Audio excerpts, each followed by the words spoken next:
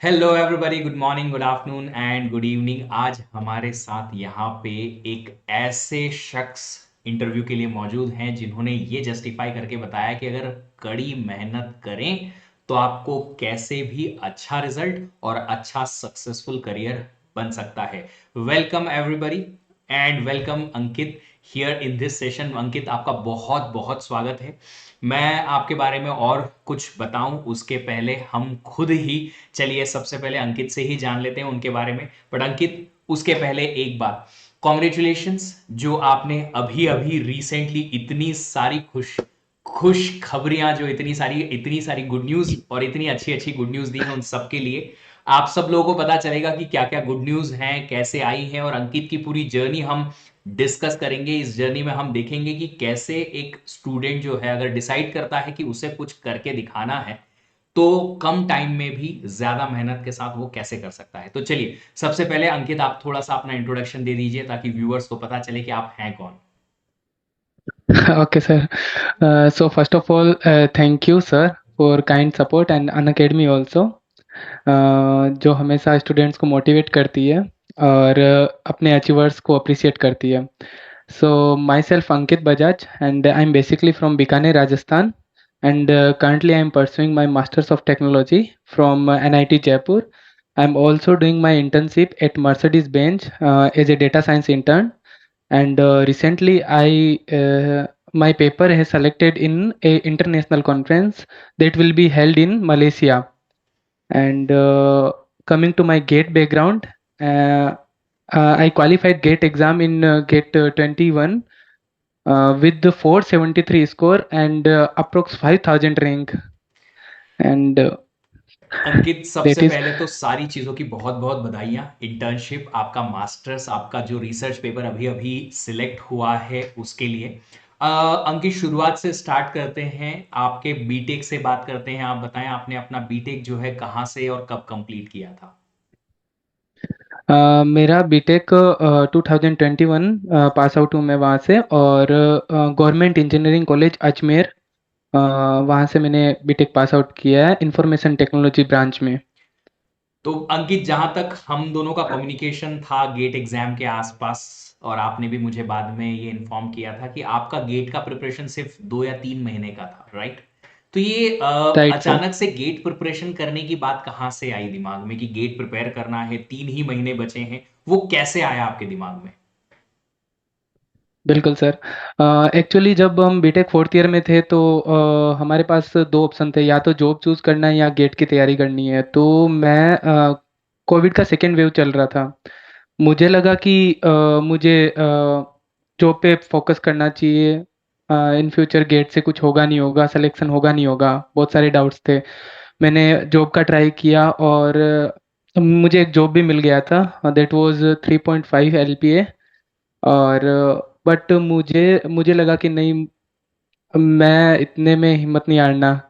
तो फिर मैं संचित सर को और आपको फॉलो करता था अनअकैडमी पे, और इवन मैं यूट्यूब पे देखता था सीओए के लेक्चर्स, कॉन्सेप्ट बिल्ड करने के लिए सब्जेक्ट्स के लिए. तो मुझे सीओए ने बहुत इंस्पायर कर दिया, और फिर मुझे लगा कि अनअकैडमी को थोड़ा और जानना चाहिए. तो फिर मैंने प्लस मेंबर ज्वाइन किया, और मैंने गेट का डिसीजन लिया था अप्रोक्स 1 नवंबर, और एग्ज़ाम होने वाला था फर्स्ट वीक ऑफ फरवरी. और आई कैन से कि अक्टूबर मिड तक मुझे सब्जेक्ट्स के नेम भी नहीं पता थे और सिलेबस भी नहीं पता था कुछ. तो तो ये विद जो इन 2 मंथ. 3 महीने की आपकी जो टोटल जर्नी थी उसके बारे में बात करते हैं। बहुत सारे लोग उत्सुक होंगे ये जानने के लिए कि बस 3 महीने प्रिपरेशन की गेट की और 500 स्कोर लाना, वो भी कम नहीं है। बट उन 3 महीने की जर्नी के बारे में थोड़ा बताएं कि आपने कितनी मेहनत की, कितने आवर्स पर डे आपने प्रिपरेशन की, कैसे सब्जेक्ट्स को कंप्लीट किया। Okay sir. सो मैंने अनअकैडमी ज्वाइन करने के बाद अनअकैडमी का एक बेस्ट चीज़ मुझे लगा कि सारा कंटेंट स्ट्रक्चर्ड है. आपको बस वहाँ जाना है, और जो चीज़ें अवेलेबल है आप उसके अकॉर्डिंग अपना टाइम मैनेज करो. और एक मैंने मैंने पर्सनली ये किया था, मैंने 2 मंथ का एक चार्ट प्रिपेयर किया, जिसमें मेरा टारगेट था कि इस सब्जेक्ट को पर्टिकुलर इतना टाइम देना है और इतने टाइम से ये हो जाना चाहिए, क्योंकि मेरे पास बहुत कम टाइम था. तो मेरा 2 मंथ में अप्रोक्स 25,000 वॉचिंग मिनट था अन अकेडमी पे। वाह। और और ये वो जो अ, डिस्ट्रैक्शन का इतना बड़ा एरा है कि बच्चे का मन नहीं लगता पढ़ने में, ये 25,000 मिनट्स कैसे पूरे हुए हैं एग्जैक्टली exactly? क्या आपका मन नहीं करता था कि थोड़ा मस्ती कर लूं, अपने फ्रेंड्स के साथ घूम लूं, या फिर कुछ सोशल मीडिया देख लूं, या मूवीज देख लूं, वेब सीरीज देख लूं? 25,000 watch minute in just 3 months is really amazing. इतना पढ़ाई करना अपने आप में बहुत रिमार्केबल है अंकित। ये शो करता है कि आप में वो कैरेक्टर है कि आप मेहनत कर सकते हैं। पर ये एक्चुअली हुआ कैसे? अ, सर, मैंने एक प्रॉपर चार्ट बनाया कि मेरे को इतने सब्जेक्ट्स इतने टाइम में करना है। मेरा गोल ये भी था कि अगर मेरा सब्जेक्ट्स में कॉन्सेप्ट बिल्ड हो गया, तो अगर मेरा गेट में नहीं हुआ तो मैं अच्छी जॉब तो ले ही लूँगा कहीं ना कहीं। तो मैंने ट्राई किया, और मेरा मतलब डे बेसिस पे 7-8 लेक्चर होते थे, पर लेक्चर 2 आवर अप्रोक्स। और वो मैं 2x में करके देखता था, और साथ में नोट्स भी प्रिपेयर करता था। और मेरा एक साथ में ये भी था कि जब भी मुझे डाउन फील होता, मैं अपने सीनियर्स को कॉल कर लेता जिन्होंने वो चीज़ क्वालिफाई की है। और नीड पड़ता था तो अन अकेडमी पे कोई भी एजुकेटर को आप अपडेट करोगे तो वो हेल्प करते थे। तो मैंने वो जस्ट वो चार्ट बनाया और लग गया बस। ओके, बस लगे रहो। एक ही नारा है, लगे रहो। सारे स्टूडेंट्स के लिए एक सिंगल सा मोटिवेशन यहां से जो अंकित की लाइफ से आ रहा है वो ये है कि लगे रहो भैया, लाइफ बनानी है। 3 लाख का पैकेज मिल गया है पर नहीं, उससे सेटिस्फेक्शन नहीं है। कुछ अच्छा करना है तो मेहनत तो करनी पड़ेगी। तो अंकित फिर ये बताइए कि एग्जाम तो दे दिया, रिजल्ट आया। रिजल्ट आने के बाद पता चला कि उतनी अच्छी रैंक आई नहीं है, तो कैसा फील हो रहा था? क्या करना है अब? कैसे वो डिसीजन लिया कि हमें एनआईटी जयपुर से एमटेक कर लेना चाहिए बट फिर भी वो 3 लाख की जॉब नहीं लेनी है? वो कैसे, उस प्रोसीजर को कैसे आप डिफाइन करेंगे? उस पर्टिकुलर सिचुएशन में आप क्या फील कर रहे थे, वो बताइए जरा। जैसे कि जब मैं गेट का एग्ज़ाम दे के आया था तो मुझे मालूम पड़ गया था, क्योंकि बहुत सारे एमएसक्यूज थे। तो एमएसक्यू में मैं ट्रेंड नहीं था इतना, तो मैंने वो सारे गलत किए थे, तो मेरे मार्क्स भी काफ़ी कम हो गए थे। तो मैं जस्ट बहुत डिमोटिवेट था। मैंने कुछ दिन टाइम लिया, शांत हुआ एकदम। एकदम वो थोड़ा दुनिया से कट डाउन, एकदम खुद पे ध्यान देना। और मैंने जो जो मिस्टेक्स की वो पे ध्यान दिया। फिर जब रिजल्ट आया तो मेरे रिजल्ट पे मैंने पूरा सीसीएमटी का पूरा प्रीवियस डेटा देखा, क्या मिल रहा है। तो मुझे एक चीज़ समझ आई कि मतलब जो मेरा नॉलेज एक्सपीरियंस था, जो गेट के टाइम में मैंने तैयारी की थी, और जो एक मेरे को समझ आ गया था कि मैं कर सकता हूँ, कॉन्फिडेंस बिल्ड हो गया था। और मेरे में एक बेस्ट चीज़ थी, मैं कभी कंपेयर नहीं करता हूँ किसी से। कोई कुछ कुछ भी करे, मैं मेरा कर रहा हूँ। तो वो एक बेस्ट चीज़ थी। तो फिर मैंने वो टाइम में बस थोड़ा सपोर्ट लिया सीनियर्स का, और आपको मल्टीपल टाइम्स कॉल करता था। आपने हेल्प किया हमेशा, थैंक यू सर। और उस टाइम मेरे पास बेस्ट डिसीजन था कि या तो मैं 1 साल और टाइम इन्वेस्ट करूं, या मेरे को टॉप 5 एनआईटीज में एक एनआईटी मिल रही है, वहां जाके अपने स्किल्स पे काम करूं। तो मुझे लगा कि 1 साल इन्वेस्ट करना, टाइम बहुत इंपॉर्टेंट होता है। 1 साल इन्वेस्ट करना बहुत ज़्यादा हो जाता। तो मैंने चूज़ किया कि मैं सीधा एनआईटी जयपुर ज्वाइन करता हूँ, और वहाँ पे अपनी स्किल्स पे काम करता हूँ। कंपनीज टायर 1 कॉलेज में बहुत सी कंपनीज आती है, तो वहाँ पे टारगेट रहेगा कि वहाँ पे वो कोई अच्छी कंपनी में सिलेक्शन हो। तो चलिए, वो तो टारगेट था यहाँ मेरा। अंकित की जो बातें हैं उनसे दो चीजें सीखने को मिली। एक, अपनी जर्नी को दूसरों से कंपेयर ना करें, क्योंकि हर एक की जर्नी अपने आप में यूनिक है। आप अपने आप को जानो, अपने आप से कॉन्फिडेंस, जिस जिस चीज में आता है, जो चीज करने में आता है वो करो। जैसे कि अंकित ने कहा, मैं भी अपने स्टूडेंट्स को अंकित सेम चीज कहता हूं कि आप अगर, आपको लेट्स से टॉप आईआईटीज नहीं मिले या टॉप 3 एनआईटीज नहीं मिले, दूसरे एनआईटीज मिल रहे हैं, दूसरे आईआईटीज मिल रहे हैं, और आपको ऐसा लगता है कि कॉन्फिडेंस है, आपकी अंडरस्टैंडिंग और स्किल्स अच्छी है, नॉलेज अच्छा है, आप अपनी स्किल्स पे 1 साल काम करो, आपको बेस्ट पैकेज मिलेगा और बेस्ट ऑफर मिल जाएगा आपको। बट अगर आपको ऐसा लगता है कि आप एमटेक रेडी ही नहीं है, तो फिर आप 1 साल और स्पेंड करो अपने आप को गेट के कोर्सेस में और एमटेक रेडी करो पहले, और उसके बाद एमटेक करने जाओ, तो आप कहीं ना कहीं बेहतर परफॉर्म भी करेंगे और बेहतर अपना करियर बना के भी निकलेंगे। अंकित, अब आपकी एमटेक जर्नी के बारे में बात करते हैं कि एमटेक में चलो एडमिशन हो गया। अब एमटेक में हमने शुरुआत से किन चीजों पे ध्यान दिया क्योंकि जहां तक स्टूडेंट्स को नजर आ रहा है पीछे बैग रखा हुआ है मर्सिडीज बेंज का। और मैं इन्फॉर्म कर देता हूं यस सर। एक बार और कि अंकित को 1 साल का इंटर्नशिप का ऑफर था मर्सिडीज से, और मिड इंटर्नशिप में उनका पैकेज बढ़ाया गया। दूसरी चीज, उन्हें परमानेंट ऑफर भी मिला है, जॉब ऑफर मिला है मर्सिडीज की तरफ से ही। तो कहीं ना कहीं ये जो इतनी बड़ी सक्सेस है, डोंट वरी गाइस, पैकेज भी बताऊंगा थोड़ी देर के बाद, पर थोड़ा सा सस्पेंस तो रखो यार। तो ये ये चीज जो अंकित एमटेक जर्नी से शुरू हुई कि हमने एमटेक में क्या किन चीजों पे ध्यान देना शुरू किया, फर्स्ट ईयर का आपका कैसा एक्सपीरियंस था एमटेक का एनआईटी जयपुर का? हाँ बिल्कुल सर।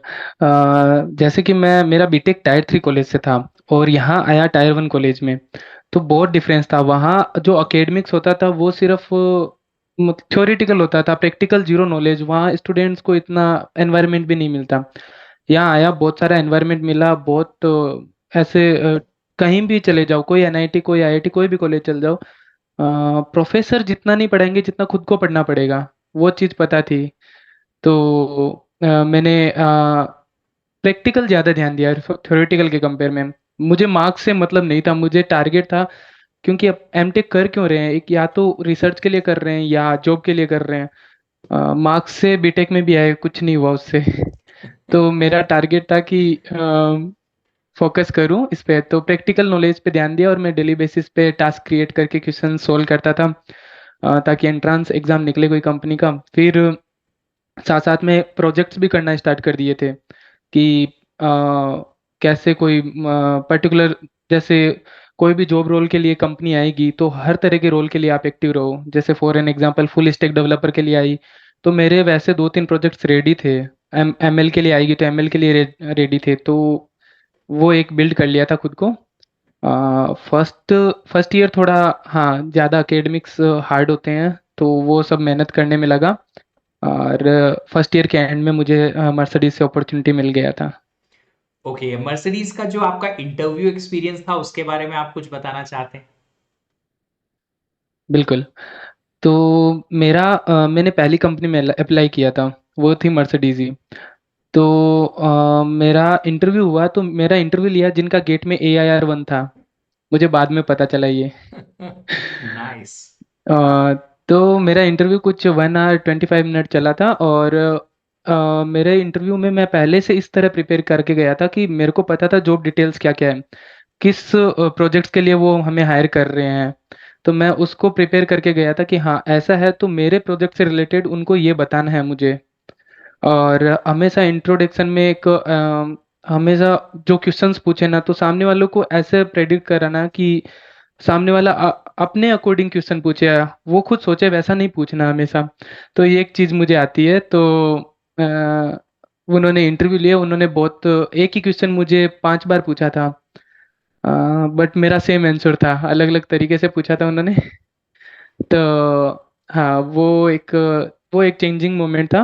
बट एक चीज़ थी कि मैं नहीं प्रेडिक्ट किया कि मेरा होगा नहीं होगा, या टेंशन नहीं लिया था, जस्ट चिल होके।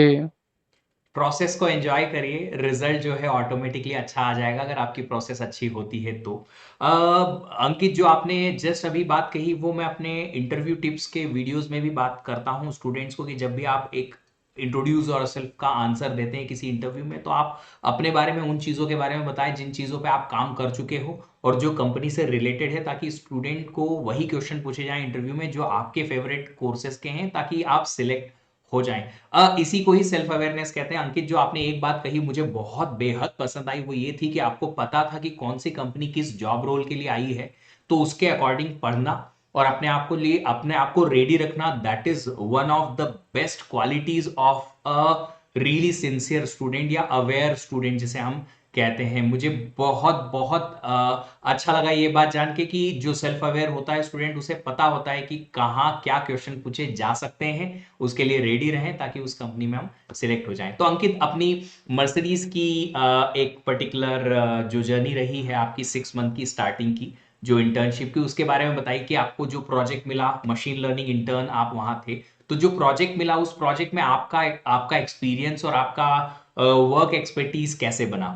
क्योंकि बाकी लोगों के कोई आंसर आए, आप कुछ आंसर दें उसके पहले मैं सब लोगों को बता दूं कि अंकित जो हैं बहुत सिंसियर स्टूडेंट है और उन्होंने एक ऐसी प्रॉब्लम जो है सॉल्व करके दे दी है जो कंपनी में पिछले 2-3 सालों से लंबे टाइम से चल रही थी, और उसे अंकित ने अकेले अपने दम पे मेहनत करके और सॉल्व करके दिया है। तो ऑफ कोर्स उसी की वजह से अंकित का पेपर सॉल्व हुआ है, पेपर एक्सेप्ट हुआ है। और एक और चीज मैं अंकित के बारे में बताऊंगा कि अंकित ने एक दिन मुझे कॉल किया था कि सर मैं बहुत नजदीक हूँ आपके घर के, एक बार आपसे मिलना है, आपकी वजह से यहाँ पहुंचा हूँ। तो मैं डेफिनेटली बारिश में एक दिन हम मिले थे चाय पे।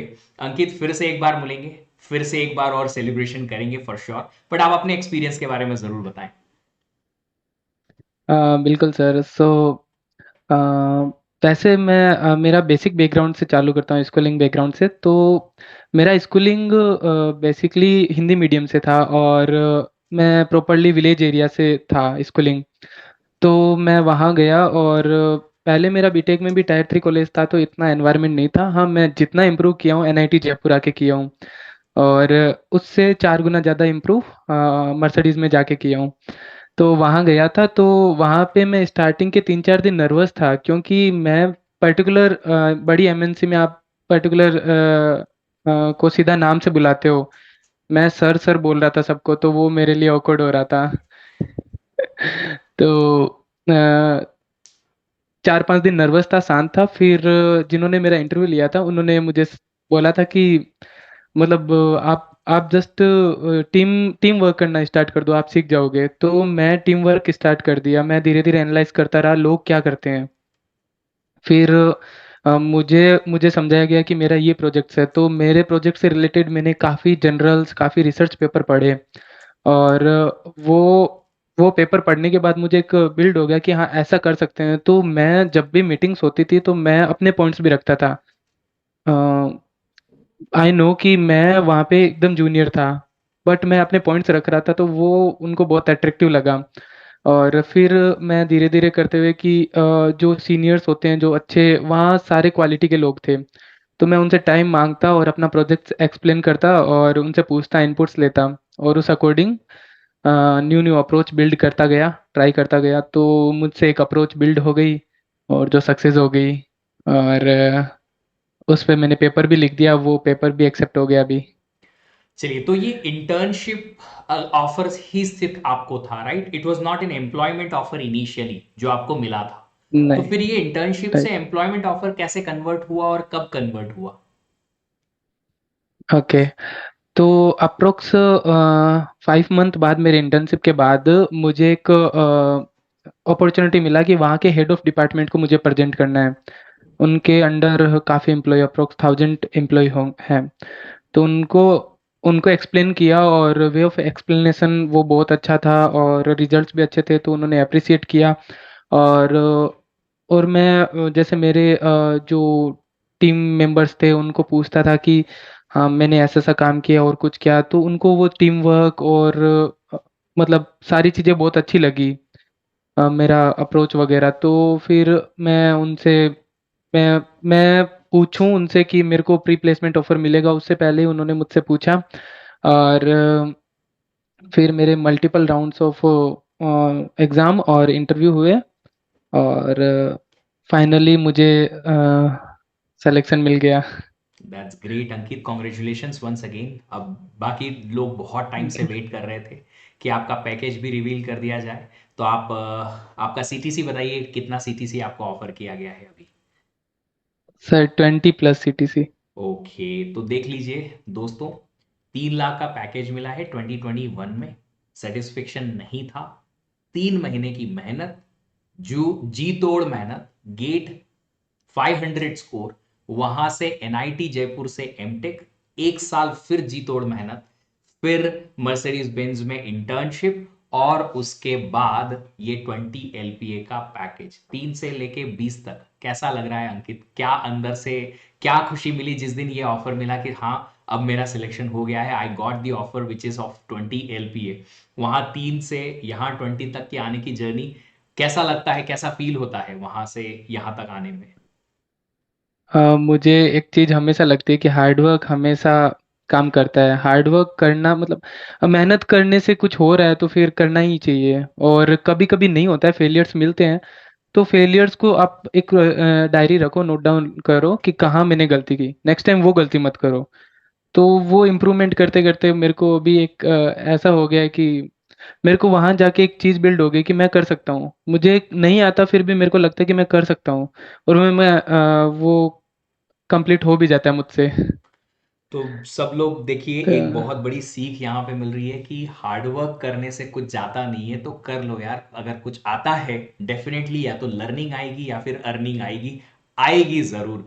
अंकित, एक और छोटी सी चीज कि छोटे से टाउन से निकल के इंजीनियरिंग करना बिना बहुत ज़्यादा गाइडेंस के, फैमिली में भी शायद बहुत ज़्यादा इतने इतने सक्सेसफुल लोग नहीं होना, फिर वहां से अपने दम पे इतना सब कुछ अचीव करना, of course it's hard, of course it's, ये पूरी जर्नी जो रहती है स्ट्रगलिंग जर्नी रहती है। तो इस स्ट्रगलिंग जर्नी को आप कैसे डिफाइन करना चाहेंगे? Okay sir, first of all मुझे पता भी नहीं था कभी कि मेरे को इंजीनियरिंग करना है। तो उस टाइम मुझे कुछ नॉलेज नहीं था, उस टाइम फैमिली डॉक्टर थे, उनका लड़का करता था, तो मैंने भी एडमिशन ले लिया। और मैं फर्स्ट सेमेस्टर तक यही सोचता रहा कि ये हेलो वर्ड क्यों प्रिंट हो रहा है। तो वहां से स्टार्ट किया। हाँ, मेरे फर्स्ट सेकंड सेम अच्छे नहीं थे, बाद में सारे सेम में मैंने टॉप किया था। और पर वहाँ मैं थ्योरेटिकल बिल्ड हुआ था और कोविड का टाइम भी था, तो इतना नहीं कर पाया। तो ओवरऑल मुझे ऐसा लगता है कि हाँ, मैं एक छोटे से एरिया से लेके काफ़ी मानता हूँ कि अभी थोड़ा सा अचीवमेंट है, और भी आगे बहुत बाकी है। तो ऑफ कोर्स ये तो मेरा बस ये एक टारगेट। छोटा सा माइलस्टोन है, अभी बहुत सारी उड़ानें बाकी हैं डेफिनेटली। और डेफिनेटली बहुत सारा आप पैसा कमाओगे तो मुझे भी बहुत सारे गिफ्ट्स मिलेंगे ही मिलेंगे। बट यस, बिल्कुल सर। अंकित, आपकी जो जर्नी है मुझे पर्सनली बहुत खुशी देती है, क्योंकि जिस तरीके से आपकी जर्नी में मैं आपको सपोर्ट कर पाया हूँ शुरुआत से, ओवर द कॉल, फिर आपसे एक दो बार मिलके एंड देन मैसेजेस करके एंड ऑल, तो मुझे पर्सनली ऐसा लगता है कि यस, किसी न किसी एक ऐसा स्टूडेंट जो थोड़ा सिंसियर है, हार्ड वर्किंग है, उसे उस लेवल पे पहुंचाने पे आपसे ज्यादा कहीं ना कहीं मुझे सेटिस्फेक्शन फील होता है कि जो मैंने मोटिव सोचा था कि मैं अपना सॉफ्टवेयर इंजीनियरिंग का करियर छोड़ के, सॉफ्टवेयर इंजीनियर का करियर छोड़ के और टीचर बनूंगा, ताकि ऐसे बहुत सारे स्टूडेंट हैं जिन्हें कहीं ना कहीं छोटा भी गाइडेंस मिल पाए तो वो अच्छा कर सकते हैं। वो जो सेटिस्फेक्शन है वो कहीं ना कहीं मुझे बहुत बहुत खुशी देता है। और डेफिनेटली आपकी जो एक इतनी बड़ी इंस्पायरिंग जर्नी है, वो डेफिनेटली बहुत बहुत ज्यादा कमाल की है। अंकित, एक और चीज, आपकी फैमिली के रिएक्शंस क्या क्या थे जब आपने कहा था कि मेरा ये इतना पैकेज लग गया है? पेरेंट्स का क्या रिएक्शन था उस मामले में? मैं बेंगलोर था, मेरा जॉइंट फैमिली है, तो सबको एक साथ वीडियो कॉल पे कनेक्ट किया और मैंने शेयर किया। सब रिएक्शन मैंने कैप्चर भी किए थे। तो पहले तो पेरेंट्स का ये होता है, सच्ची बता। तो यस। फिर हाँ, थोड़ा मैं भी इमोशनल हो गया था, मम्मी भी हो गई थे। तो वो एक था इमोशनल मोमेंट था मेरे लिए काफ़ी, कि पहले कभी सोचते थे, मतलब हम लोग गांव में रहते थे तो हम सोचते नहीं थे इतना कि हम ऐसा कुछ होगा, बट वो थोड़ा सा चेंजिंग था।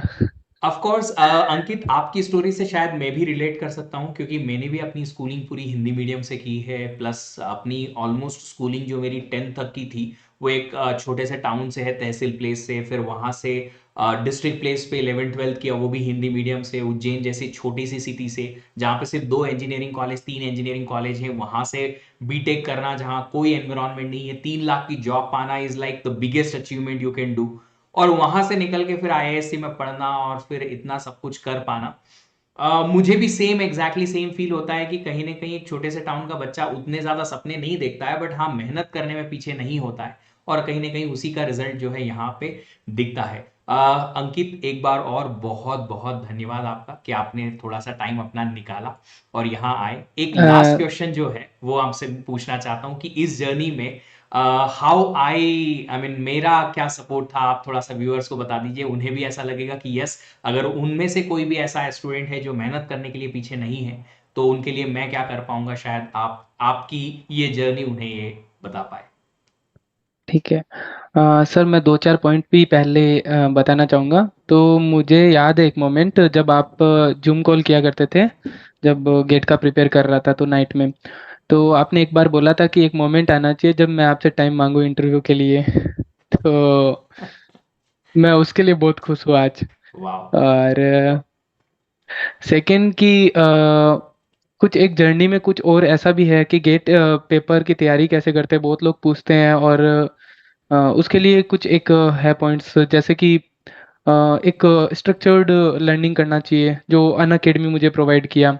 और आपसे प्रॉपर हर एक एक मतलब वीकली वीकली मैं आपसे कनेक्ट रहता था, आपको जब भी मैसेज किया आपने रेस्पॉन्स किया। और हमेशा ये गेट के जर्नी के बाद भी चलता रहा, अभी 1.5 2 साल से यही कंटिन्यू।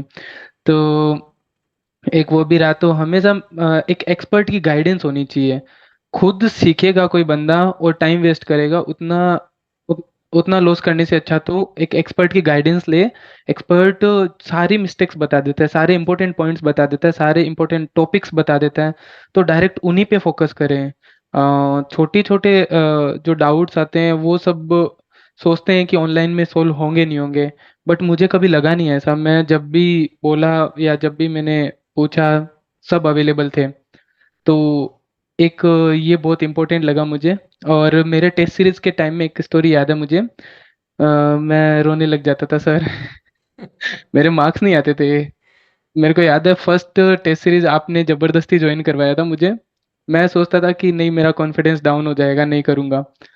हाँ बट वो टाइम मैनेज कर दिया मेरा, और मेरा कुछ 20 22 नंबर आए थे टू बी ऑनेस्ट।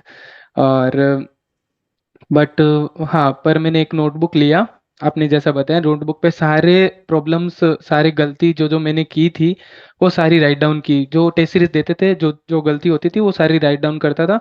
और नेक्स्ट टाइम वो गलती नहीं करता था नेक्स्ट टेस्ट सीरीज में। तो मैंने अप्रोक्स 50+ मॉक टेस्ट दे दिए थे जनवरी में। और तो मेरा एक ये भी था। और एक एक नई चीज़ आपने बताई थी, वो एक था कि स्टूडेंट्स को particular subject particular chapter wise type of questions का एक नोटबुक रखना चाहिए।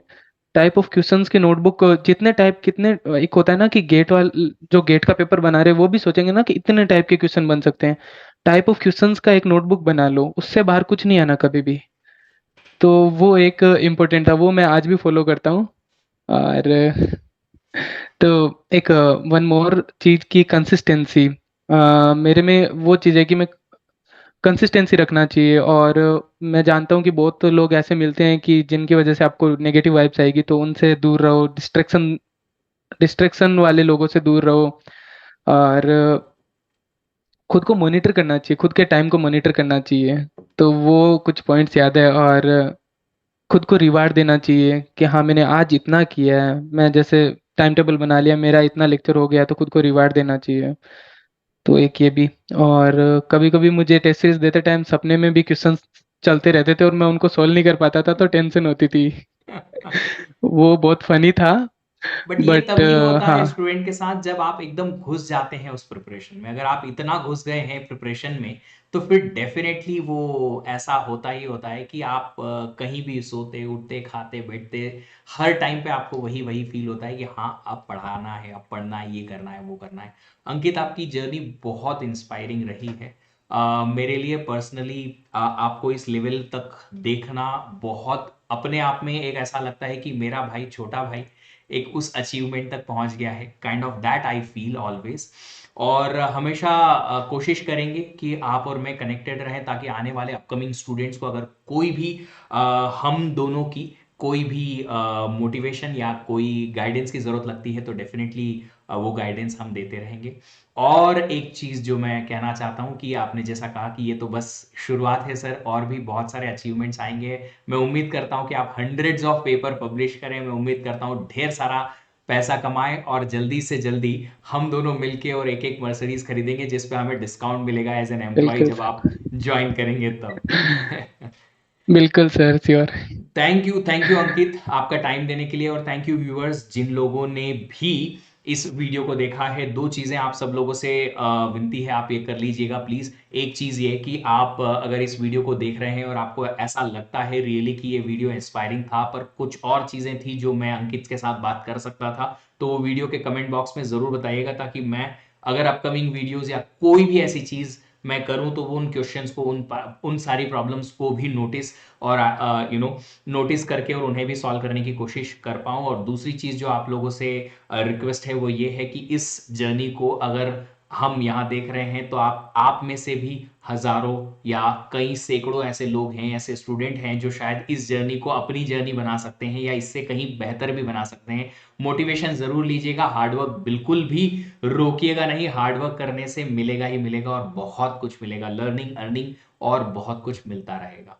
वंस अगेन कॉन्ग्रेचुलेशन अंकित, मिलेंगे आपसे जब भी आप बैंगलोर आएंगे, तब बड़ी सी पार्टी करेंगे और कंटिन्यू बिल्कुल, करते रहेंगे इस मेहनत को, ताकि हम अपने पेरेंट्स को भी और ऊपर लेके जाएं और उन्हें और प्राउड फील कराएं। बिल्कुल sir. Thank you so much sir. Thank you so much.